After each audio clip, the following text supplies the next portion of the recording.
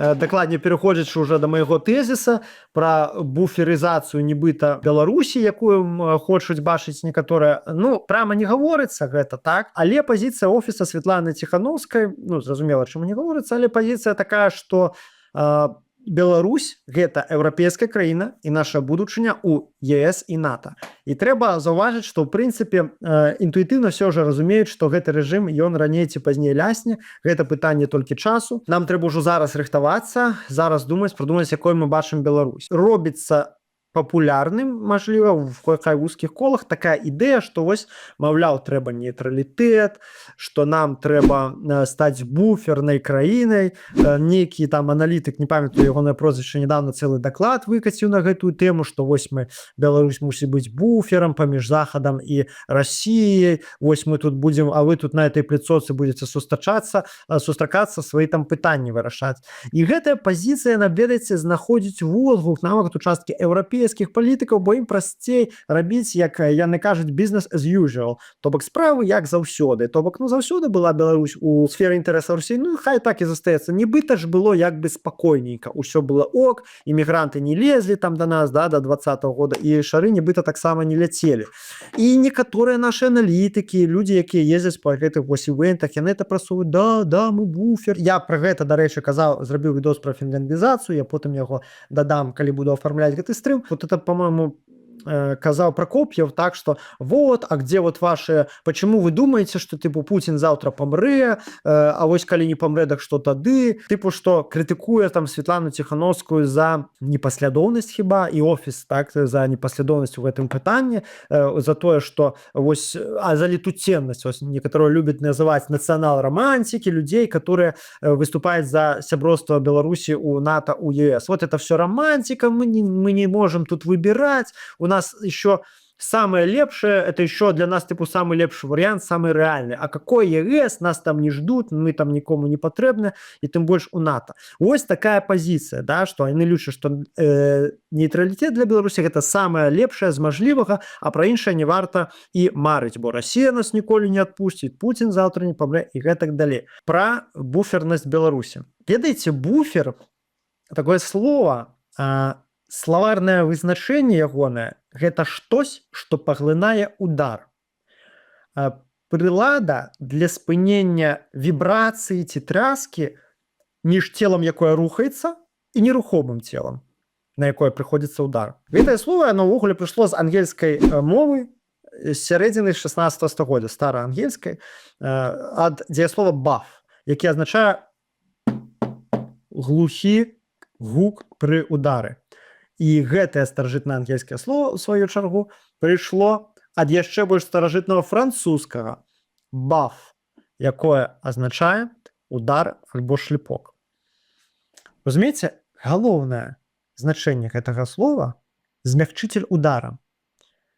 І усе людзі, якія зараз сядзяць, там пішуць, гавораць, што Беларусь мусіць быць буферам. Вы мне скажыце, вы чый удар хочаце, каб наша краіна змягчала? Удар РФ по Европе, ну ці можа удар Европы по РФ, а якая карысць ад гэтага нам, беларусам? Вы хочаце, каб мы сталі тормозам на шляху чыесьці агрэсіі?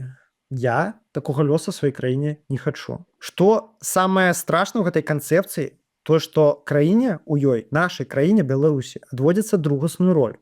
Роль правадніка чужых інтарэсаў, інтарэсаў больш буйных гульцоў. Тым самым мы пазбаўляемся суб'ектнасці. Боксерскую перчатку не пытаюцца, хоча яна ляцець у чысці твар, ці не хоча. Я просто апранаюць на руку і б'юць, яна выконвае функцыю.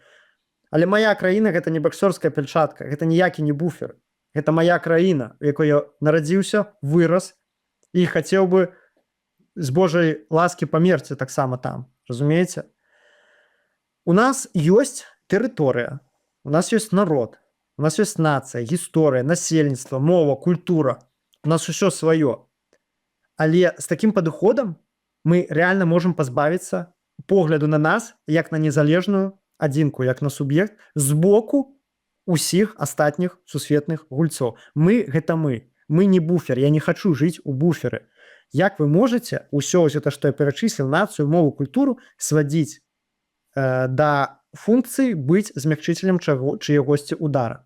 Мне могуць адказаць, што вось это самае рэальнае, што на сённяшні момант ёсць, паглядзіць, дзе мы, дзе НАТО, да ў нас тут Расія как бы краіну акупавала. Аб гэтым я крышачку скажу пазней. Каб не быць правадніком чужых інтарэсаў, нам трэба найперш вызначыцца з каштоўнасцямі, вызначыцца, хто мы ёсць і чаго мы хочам. І мэтанакіравана ісці ў гэтую кропку. З кім мы? Я думаю, ні для каго не будзе вялікім сакрэтам, што зараз у свеце існуе глобальна, так генеральна, з пэўным агульненнем ўсё ж такі дзве сістэмы каштоўнасцяў: гуманістычная і фашысцкая, назовем я такім чынам. Так, першая, у якой на першае месца асоба чалавека, правы чалавека, ну і ўсё, што да гэтага прыкладаецца: rule of law, так, верхавенства права, вяршынства права, дэмакратыя і аўтаномія асобы. А на іншым баку фашысцкі. Гэта, я не буду пералічваць, все цудоўна ведаць. Мы, беларусы, вызначыліся ў 2020 годзе, дзе мы хочам быць, з кім і на якім баку мы стаім. Якія б не прадпрымаліся пасля гэтага рэжымам, палкамі, электрашокерамі, кратамі, высілкі, для таго, каб перайначыць гэты выбар, ён ужо зроблены. Всё, кропка. Мы выбралі, мы рухаемся ў гэтым напрамку. Няхай мы расколатыя між іміграцыяй і турмой і тэрорам. Усё ж такі выбар быў зроблены абсалютна ясна і выразна. І мы ў гэтым выбары не адні. Вось што вельмі важна, сябры. У нас ёсць саюзнікі. І правильна сказаў Зеленскі, што ў дадзены момант, у пэўны момант саюзнікі, на жаль, не праявілі такога імпэту ў абароне Беларусі, нашай у падтрымцы, які трэба было б праявіць. На жаль. Але з таго часу, з 2020 году, сітуацыя змянілася. І калі гавораць, што ой, Запад бросіў Беларусь, туда-сюда, ну, прабачце, а хто гэтыя гады утрымлівае беларускія незалежныя медыі? Беларускія палітычныя структуры. Хто гэтыя гады утрымлівае праваабарончыя структуры, якія зараз робяць шмат чаго, правда, і многія з тых, хто мяне знала, глядзяць так і атрымоўвалі і дапамогу ад іх, і падтрымку, і ходзіце, вы чытаеце навіны, правда, на беларускія медыі, правда, якія ўсе жывуць за фінансавую падтрымку захаду. Хто узяў, прытуліў сябе, ну, не прытуліў, правильно, конечно, сказаць будзе, хто падтрымаў, дазволіў стварыцца палку Кастуся Каліноўскага ва ўкраіне. Вось. І таму казаць, што нас хтосьці кінуў, альбо мы там нікому не патрэбны, ну, гэта проста непавага да тых, хто нас падтрымляе. Канешне, мы хацелі бы падтрымкі болей. Мы лічым, што недастаткова захад робіць, у некаторых дагэтуль застаюцца ілюзіі аб тым, што такое Лукашенко, хто ён такі, як з ім трэба паводзіцца. Трэба памятаць, гэтыя саюзнікі будуць з намі настолькі, насколькі мы гатовыя быць з імі. Яны не будуць рабіць нашу працу за нас. Яны не будуць ставіць бегці наперадзе тэхнікацыі. Не, гэта мы.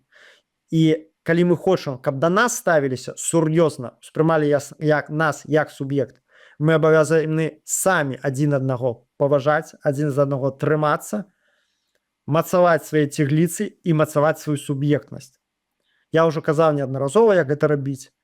І паўтаруся яшчэ раз, гэта значыцца па мінімуму сварак, ніякіх расколаў па ключавых пытаннях, гэта ўмацаванне сваёй фінансавай незалежнасці, то бок беларусы мусяць сябе штосьці уяўляць як бы у плане матэрыяльным таксама, правильно, разумееце, каб не быць заўсёды матэрыяльна залежным ад кагосьці іншого. І, конечно, арганізацыйная моц, то бок у нас мусіць быць моцны грамадскі сектар, у ідэале свае ўзброеныя сілы, рудыментам, ці зародышам, не ведаю, якіх з'яўляецца, на мой погляд, полк Каліноўскага. Это тое все, чаго, і, конечно, мы все мусім падтрымліваць аднаго літара. Гэта не значыцца выконваць усе ягоныя распараджэнні, там, Светланы Ціхановскай. Мной не камандуе Светлана Ціхановская, паверце. Я не ведаю, ну, мала кем камандуе, да, можа, толькі людзьмі ў сваім офісе, так. Вось. Але гэта значыцца даваць гэтаму чалавеку крэдыт даверу, крэдыт падтрымкі. Усе мусяць працаваць на яе сімвалічны аўтарытэт. Усе. Нават тыя, хто не вельмі любіць, хто расчараваўся, каму не вельмі падабаецца, што яна робіць. А калі ўжо зусім не можаце, не хочаце, ну, прынамсі, не кідайцеся брудам. Таму што калі вы кідаецеся брудам, усё гэта вы толькі шкодзіце беларушчыне як такой, вы не шкодзіце ім асабіста, яны то перажывуць, разумееце. Таму адзінае лідарства, узаемная падтрымка і бясконцае мацаванне арганізацыйнага, фінансавага, вайсковага рэсурсу сілавога. Вось што будзе гарантам таго, што і за нас у сваю чаргу впрыгуцца. За украінцаў впрягся весь свет, фактычна. Уся Еўропа дык дакладна. Чаму? Таму што яны пашлі і паміралі тысячамі на фронту першыя ж самыя дні, і они не маглі ўжо не падтрымаць. Не было такой мажлівасці адмовіць у падтрымцы, потому што до такой ступені яны былі самі моцныя ў гэтым змаганні. Вось і мы мусім быць моцныя, і тады з намі будуць размаўляць як з дарослымі. А не рабіць нам з сябе буфер нейкі, які будзе прытрымлівацца нейтральнай пазіцыі. Ну, і тым больш, сябры, мы уже закранули такой маральна-палітычны бок, так закранем яшчэ і прагматычны бок. У бегучым стане сваім Беларусь не можа быць буферам, бо у военно-палітычным дачыненні наша тэрыторыя падпарадкаваная РФ. Там стаят расійскія войскі, там стаяць ядзерная зброя, ну, арэшніка Белпоў кажа, што няма. У такім кантэксце буфер, слова само па сабе, гэта толькі іншая назва пляцдарму. Пляцдарму вядома чыяго? Пляцдарму расійскага, а пляцдарм гэты патрэбны толькі для аднаго, для нападу далейшага на краіны Еўропы, ну, на краіны Балтыі ў прыватнасці. Вось у якой якасці толькі можа існаваць гэты буфер. Калі мы выведзем Беларусь, Лукашенко з камандою выведзе расійскія войскі, выведзе расійскую ядерную зброю, тады тэарэтычна можна было б пагаварыць, ну, там, вось, будзем такі нейтральныя, як Швейцарыя. Но пакуль ён этого не зрабіў, а яго не зробіць ніколі. Ніколі. Пакуль гэта размова пра буфер, яны проста пазбаўленыя сэнсу. Таму аналітыкі, палітыкі, хто прасоўваюць ідэі буфернай дзяржавы, фінляндызацыі, нейтралітэта, яны ўсе аб'ектыўна працуюць супраць беларускай незалежнасці. Я не кажу, што гэта людзі зланамереныя. Все они там агенты ФСБ. Не, я так не лічу. Але вы самой такой рыторыкай зводзіце Беларусь з 9,5 мільёнамі людзей з нашай всей гісторыі да ўзроўню пракладкі між двумя ворагамі. Разумееце? Гэта недапушчальна. Калі хтосьці яшчэ не зразумеў, што я хочу сказаць, я зайду з іншага метафарычнага боку. Вось вы ў цёмным заулке стаіце між двумя людзьмі, якія гатовыя пабіцца. Адзін з іх магутны, здаравяк такі, але вельмі міралюбівы і інтэлігентны. А другі адмарожаны дрыж, але з ножом. І вось вы між імі. Типа такі, брэк, не трэба драцца, не трэба біцца, давайте полюбовна все разрулем. І логіка падказвае, калі гэты адмарозак захоча напасці, што ён зробіць? Ён проста расправіцца спачатку з тым, хто стаіць на ягоным шляху, а потым з гэтым другім. Ну, прынамсі, паспрабуе расправіцца на падзе. Вы, хто стаіць між двумя ворагамі, атрымаеце першым. І я б не хацеў такога лёсу Беларусі. То бок адмарозак спачатку з вами расправіцца, а потым нападзе на гэтага умоўнага інтэлігентна.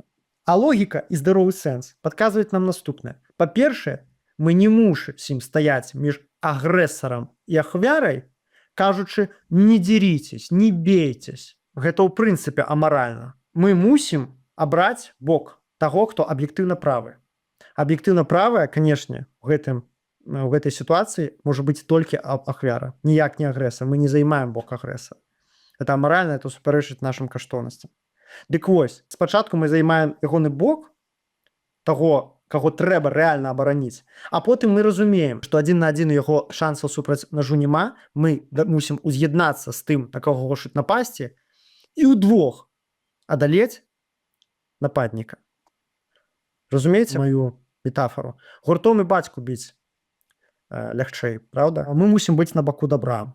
А бок добра ў нашым выпадку толькі адзін. НАТО і еўразвяз. Быць пракладкай між тым, хто хоча напасці, хто хоча фашызаваць Еўропу, хто працуе над этим дзесяцігоддзямі, быць боксёрскай пельчаткай на руке таго, хто хоча знішчыць еўрапейскую цывілізацыю. Я не хочу такога лёсу ў нашай краіне. Гэта недапушчальна.